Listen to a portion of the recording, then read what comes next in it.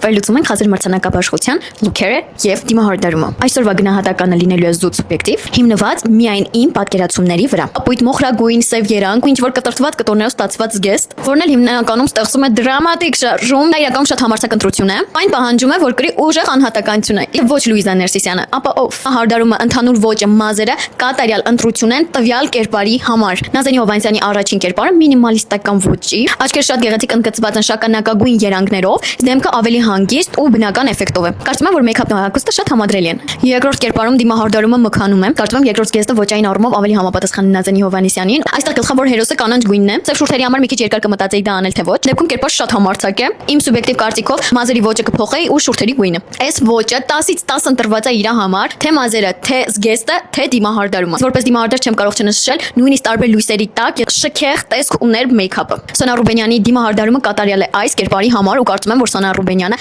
գտել է իր դիմահարդարին, որով իր մեյքափները միշտ շատ սիրուն են ու իրան համապատասխան։ Ես Ֆ տառով գիտեմ ֆանտաստիկ բառը, որը նկարագրվում է այսպես։ Կարելի է ուղղակի չքննարկել այս կերպարը։ Ա տառով գիտեմ առեղծվածային, աստվածային, անզուգական բառերը, որը նկարագրվում է այսպես։ Եթե անվանեցիք, ասեք երկրորդ մասնկարը։